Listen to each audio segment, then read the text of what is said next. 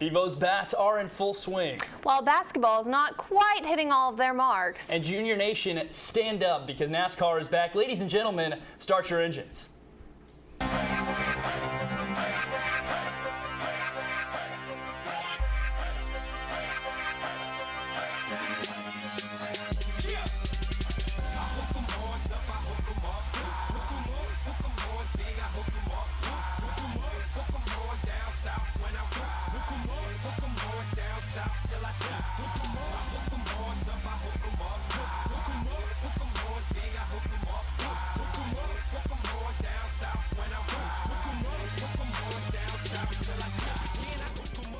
Welcome into College Press Box this evening. I'm Reese Miller with Alanis King. We're revving our engines up for what happened over the weekend.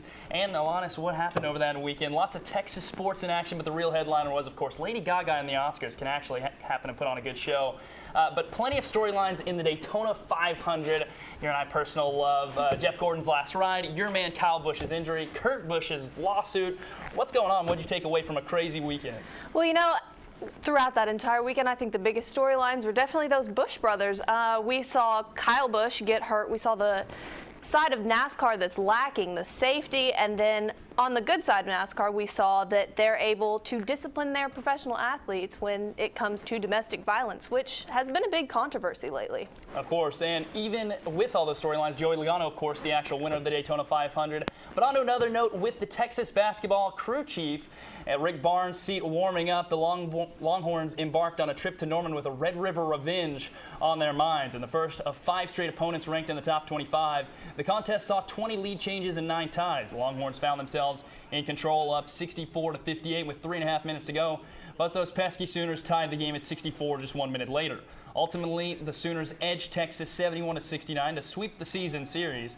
Texas led for over 10 minutes in the second half, but even with Miles Turner gaining 17 points, the Longhorns have to recover quickly after letting the Sooners slip away. And on Saturday, the men's basketball team took to the court again against Iowa State. Let's head on out to the drum for the highlights.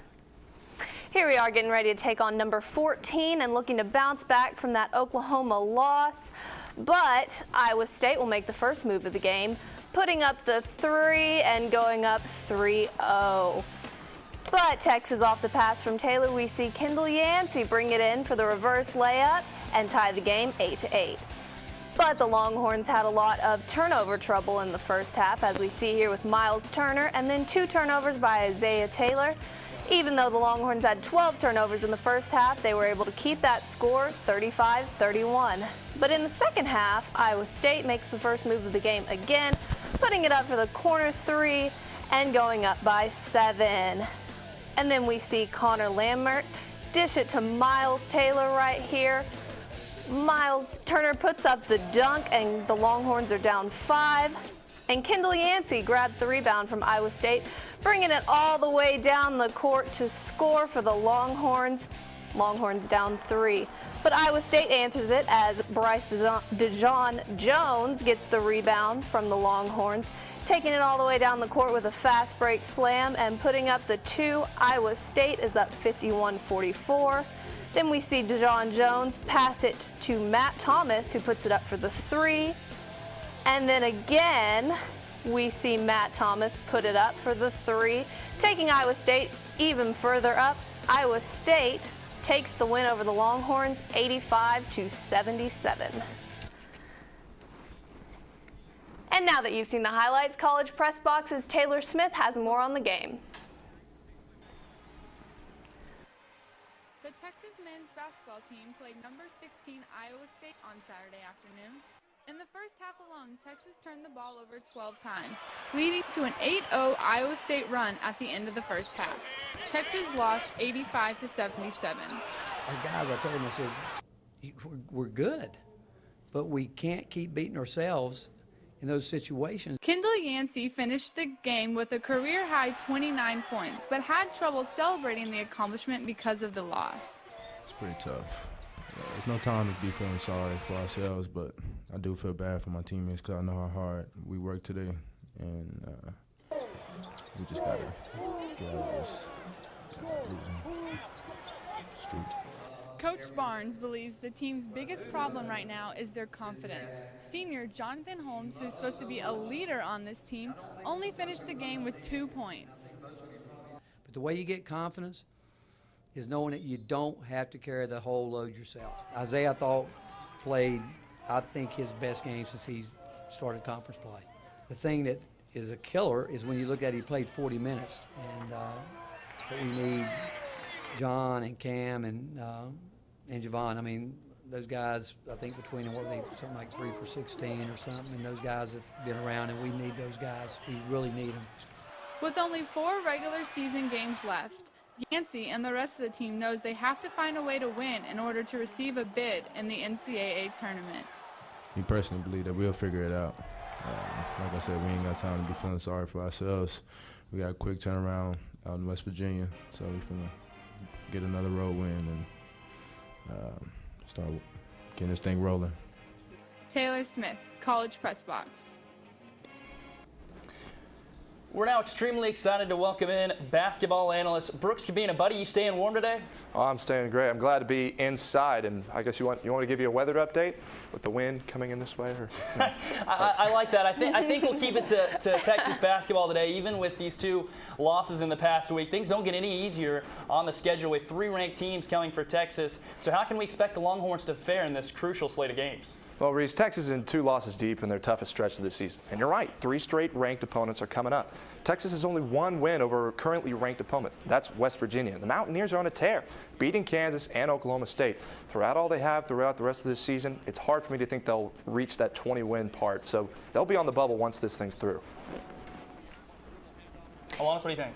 Yeah, you know, Reese, last week we were talking about this hot streak that the Longhorns were on, coming off of 3 straight wins, and now they're coming off of 2 straight losses going into play West Virginia. It's going to be really tough for them to come back against these next set of opponents. Right, those next set of opponents. Texas right now finds itself 7th in the Big 12 with a record of 6-8 in conference play. And Sunday, ESPN's Joe Lunardi still had Texas as a 9th seed somehow in the NCAA tournament. Brooks, considering their body of work, just how close are the Longhorns from missing the tournament at this point in the season? Well, if the season ended today, Texas would be sitting at 7th in the Big 12. The last 7th place team from the Big 12 to make the big dance was Oklahoma State in 2009. And that was actually when there were 12 teams. Cowboys had a 22-10 record. Texas won't reach there. And with all the teams that are sitting there right up at the end, you look at Davidson, Boise State, Tulsa, Stanford. Do these teams have a better chance at getting in than Texas? I think the only one that really has a case is Stanford.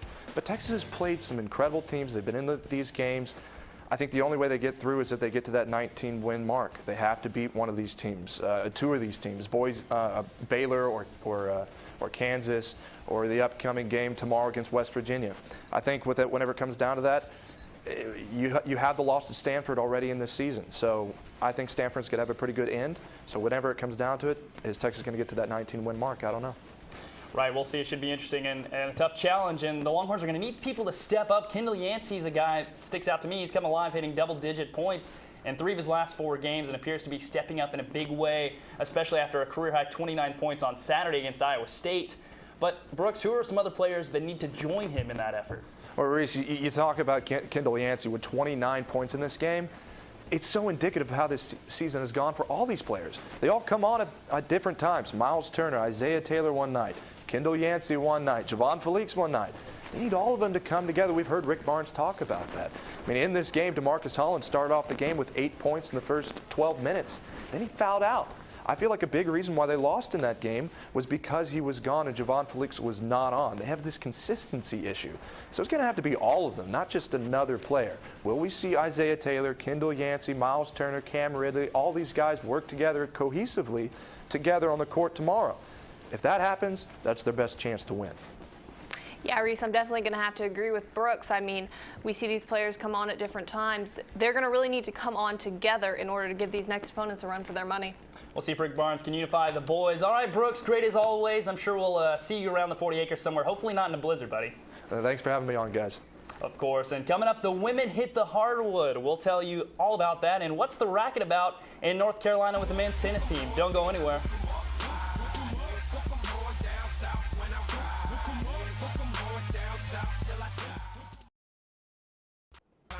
We riding dirty at the same time, shine. For all the dope boys boys pushing on the grind. Thanks for coming back, and we hope you're staying warm on a frigid Monday night here in Austin, Texas. Speaking of keeping warm, after losing 4 straight, the Texas Women's Basketball Club was looking to win its 2nd straight game Wednesday against Kansas State. Let's head to the drum to see if Texas could tame the Wildcats. Starting in the second half, Texas already up 47-36. It's going to be Empress Davenport feeding it inside to Imani McGee-Stafford. The big lady putting it up and in. 49-36 goes up Texas as that one rattles around. Imani was fouled on the play and made the and one. Now a cross-court pass to Brady Sanders. Sanders had 18 points and 4 threes. There's one of them. In a Longhorn offensive output. Now it's inside. Imani McGee jumping on the pump fake. You don't do that. And the foul. Brown Lewis would make the jumper and the and one. Now it's Brooke McCarty. Put a spell on it. That one goes in off the floater, rattles around and in. Now it's Davenport coming inside again, rattles around. But Kelsey Lang has her back for the putback, and she would make the and one as well. Now it's a 3 splash from Lexi Texada of Kansas State. Kansas State hit 18 3-pointers in the first game, not so much this game. Now it's Breonna Taylor up and under again, lots of freshman impacts. Another 3 rattled off, but another putback for Kansas State, trying to compete on the offensive glass. Now it's Ariel Atkins. Can I say anything more about the fish Longhorns love going swimming? Kelsey Lang, baseline jumper, rattles around and rattles in. Finally, Sarah Haddis, you may know her from volleyball, but we know her for Texas basketball. That one goes in. Texas wins 76-58. And our very own Luana Salas has more on Brady Sanders' career high and 4 3-pointers and the 2nd consecutive home victory for Texas. Texas did a turnaround from their last game with Kansas State, taking the win this time with a score of 76-58. I just thought that we made quite a bit of improvement in that area, just ball reversal, looking for the open shot, not being hesitant to shoot, flattening it out, getting it inside in the right time. Lots of really good decisions, a lot of contributions from basically, I thought everybody that went in the game contributed to something. Junior guard Brady Sanders scored a career-high 18 points in the Longhorns' 13th home victory. I prepared the same way, for this game, and really my only focus is getting the win. And it just so happened my shots fell tonight. My teammates put me in a good position to score, and so it's nice to finally have some going and it feel right. But all the credit goes to my teammates for that, because they got me the ball in good positions. Texas is on its way in reaching their 32nd 20-win season. This is one of the first back-to-back wins the team has had all year, which they believe will give them positive momentum going forward. I think we look like a much more confident bunch right now. Shooting the ball better, again, timing offensively, because everybody sort of has settled into specific roles. We just look more comfortable with what we're doing, and I do think that we have our feet on the ground enough that we can actually get back to a little bit of pressing, and I think, as you mentioned before, the tempo seems to have picked up for us a little bit. Loana Solis, College Press Box. The women's team looked to keep the ball rolling on Saturday as they traveled to Lubbock to take on Texas Tech. Controlling the majority of the game in the scoring column, the Longhorns were led by freshman guards Brooke McCarty and Ariel Adkins, who both put up double-digit point totals. With 3:31 left in the game, Texas had a sizable lead of 12 points over Tech, but the Lady Raiders wouldn't give up just yet. Cutting the lead down to just 2 points with 15 seconds left in the game, Tech gave Texas quite a run for their money. But by a close margin, the Lady Longhorns took home their 3rd straight victory, 62-59. The number 10 men's tennis team traveled and nailed down a solid victory over the number 8 North Carolina Tar Heels Friday night. The Longhorns won the first 3 points, but the Powder Blues fought back to tie the match. Senior All-American Lloyd Glasspool rallied from a 5-1 deficit in the final moments to clinch the win for the Horns. Glasspool is now 12-5 on the season and 7-0 as the number 2 singles player. Up next, we swing for the fences along with Texas baseball and softball at the Diamond. Don't go anywhere. Seriously.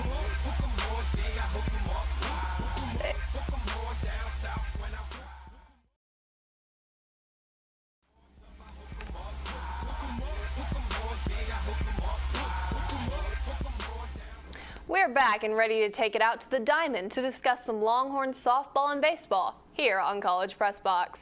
On Thursday, the 25th ranked Texas softball team doubled up against Georgia and UCLA at the Mary Nutter Collegiate Classic. In the first game, the Longhorns delivered number 5 Georgia their first loss of the season with a complete shutout. The game remained scoreless all the way through the top of the 7th inning, and that's when the Longhorns let loose, scoring 5 runs on the Bulldogs. Holding Georgia scoreless through the game, Texas took the win 5-0. Heading into the second game, the Longhorns took on number 12 UCLA, delivering yet another upset on the first day of the tournament. Scoring right off the bat in the first inning, Texas never relinquished the lead. Led by Aaron Shireman and Lindsey Stevens, each with 2 runs, the Horns closed out the day with a 5-3 win over the Bulldogs. The Texas Bats were back at it on Friday, but the wins and victories were not. Texas trailed by 4 runs heading into its last half inning in their first game on Friday. The Longhorns pushed 2 runs across and had the winning run at the plate in the final at bat, but stranded the tying run on third base as the Longhorns lost the first game on Friday 8-7 to Fresno State. In the second game of the doubleheader, Texas finished with a similar script to the first one. Texas and Mizzou were even in 1 run entering the 7th inning. The Tigers drove in 3 runs off of 1 Texas error, and once again the Longhorns in their final at bat had the winning run at the plate. Same different song and same verse. Texas fell short 4-3 and left Friday winless. The final day of the tournament didn't end on as high of a note as it started for the Longhorns, as the team faced off against number 24 Notre Dame in what looked to be a close matchup in the rankings. With a slow start, the Longhorns couldn't manage to put up a run until the 6th inning, when sophomore Kelly Hansel became the first Longhorn to reach home plate that day. By that time, though, Notre Dame already had 5 runs on the board. The Longhorns attempted one final rally in the 7th, but both teams remained scoreless during the inning to give the Fighting Irish the win 5-1. The Horns will head back out to the field this weekend for the Texas Invitational, looking to turn their luck around on home turf. And after splitting its opening series with the Rice Owls, the 10th-ranked Longhorn baseball team took on its university brother, UTSA, in its home opener. Texas maintained a 3-2 lead over the Roadrunners going into the bottom of the 7th inning, but stranded 10 runners on base up to that point. Then the Longhorns exploded for 4 runs after the 7th inning stretch and poured on 7 runs in the bottom of the 8th, thanks to sophomore Tres Barrera pounding out 5 hits, including a bomb into the UTSA bullpen and 6 runs batted in. 4 players in the Texas lineup had 3 hits or more, and the Texas earned its 1,400th victory at UFCU Disch-Falk Field. After taking the win over UTSA, the baseball team hosted Minnesota for a series right here in Austin over the weekend.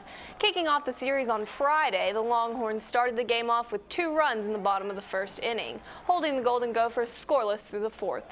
Even then, the Gophers managed to only put 1 more run on the board in the top of the 9th inning. Each starter for the Longhorns had at least 1 hit during the game, with Colin Shaw, Brett Boswell, and Michael Cantu leading the hit totals at 3 apiece. Scoring 5 runs in the 8th inning to reinforce the Longhorns' already strong command over the game, Texas took down Minnesota with a score of 13-2. After Friday's win, the Longhorns played a doubleheader on Saturday against the Golden Gophers and would look to put the Gophers back in the ground. Let's go across I-35 and head out to the dish for the highlights to see how things went down. It's Josh Sawyer, the young sophomore bullpen last year, now making his 2nd start. Here's his pitch in the first inning. It's Tres Barrera gunning it down. Don't test the cannon. There's Brooks Marlowe tagging him out.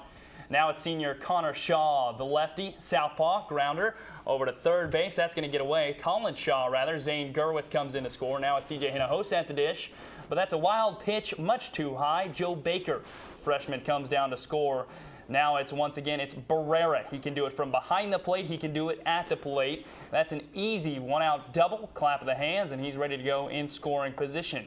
Barrera, there's a common theme here. Don't test the cannon, I already told you.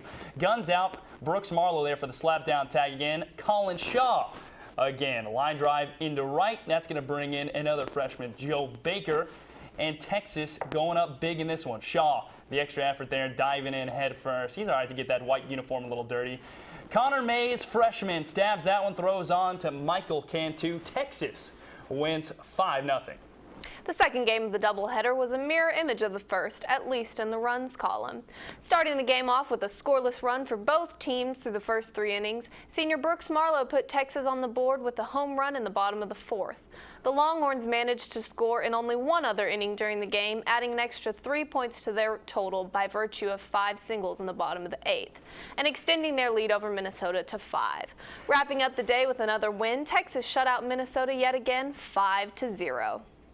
The Longhorns went for a 4-game sweep on the anniversary of Miracle on Ice. Texas wouldn't need any magic, though, as Casey Clemens dealt 5 scoreless innings, and the Longhorns offense gave him 7 runs in the first 2 innings to work with. The Longhorns cruised to an 8-0 victory, pitching their 3rd consecutive shutout and 6th straight win. It turns out it wasn't just the weather causing Minnesota to head on back north. And we'll be entering our final break of the night here, but stick around. Coming up, we'll award a few of our own Longhorn Sports Oscar Awards and fill you in on where to catch your Texas sports fix for the upcoming week. Oh, great, we're not doing.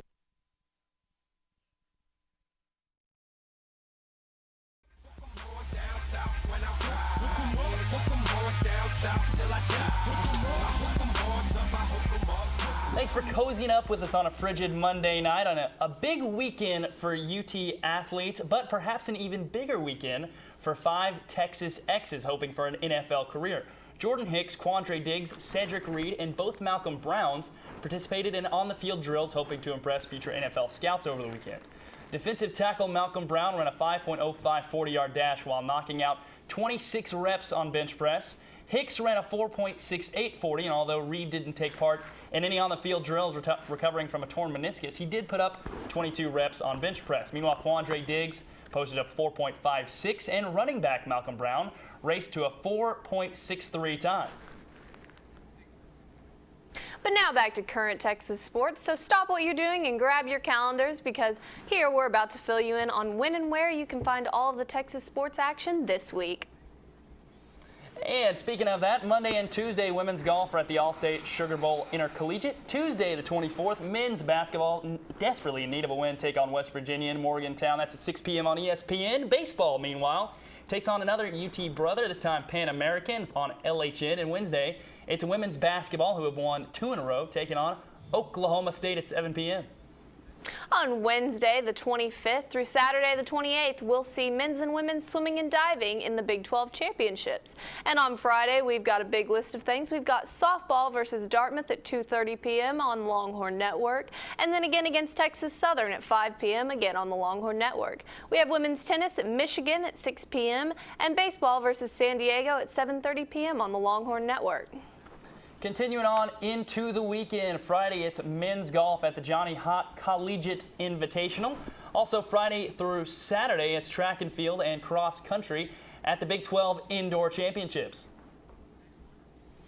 Saturday on the 28th, we'll have softball versus Lamar at 1 p.m. on Longhorn Network, and then again against Texas Southern at 4 p.m. on Longhorn Network. Men's basketball takes on Kansas at 4 p.m. on ESPN, and then baseball versus San Diego at 7:30 on the Longhorn Network. Sunday, we have softball versus Dartmouth at 10 a.m., again on the Longhorn Network, and baseball versus San Diego at 1 on Longhorn Network. Men's tennis then takes on Lake Forest. Before we go, we've had the privilege this past month to talk about the deep history of black athletes at the University of Texas. Today begins the last week of February and our last Black History before we go. This week we're honoring James Means. Means attended UT in 1964 on a track athletic scholarship and was the first black athlete on scholarship at the university. In 1965, Means would earn a varsity letter for his achievements, the first both at the University of Texas and in the entire Southwestern Conference. By the time he graduated in '67, Means earned 2 additional letters. Well, Alanis, in honor of the Oscars last night, we decided we'd give our own little Oscar awards. We're going to call them the Royals in honor of legendary football coach Darryl K. Royal. And the first Royal is actually going to go to the best actor, which we're going to say best male athlete at the University of Texas. And so who are you giving the inaugural Royal to on College Press Box? You know, Reese, I'm going to go with Malcolm Brown, defensive tackle. What about you? I'll take, wow, this is a good one. I'll take Quandre Diggs, another NFL guy. And moving on, I've got 2 more awards for you. We're very generous with our awards tonight. Best female actress or female athlete on the 40 acres from this past year. All right, well, you know, we're going to take that one to the volleyball court, and I'm going to go with Haley Eckerman. How about you? I like that. Wow, this is tough. I'll take Abby Smith, goalkeeper for Texas soccer, outstanding year, and another female outstanding athlete. Finally, perhaps the most important, the best director of sports or best coach. Who you got? You know, I'm going to go with Augie Garrido, Texas baseball. I'll take volleyball coach Jared Elliott. The guy's a stud. Not a bad pick. So those are your inaugural Royals, and it is finally time for us to get out of here. Thank you for diving in, everyone, on some Longhorn sports, past, present, and future with us tonight. It's time for us to say goodbye, but before we go, I should mention to tune into College Crossfire Wednesday nights at 9 p.m. for some solid sports debate. You can follow that show on Twitter at CollegeXFire and follow us at College Press Box. Catch us every Monday night at 9:30 right here on TSTV. Keep warm, stay safe, and please root for no school tomorrow. For everyone in the studio, Master Control, and Alanis King, I'm Reese Miller. Good night, everybody.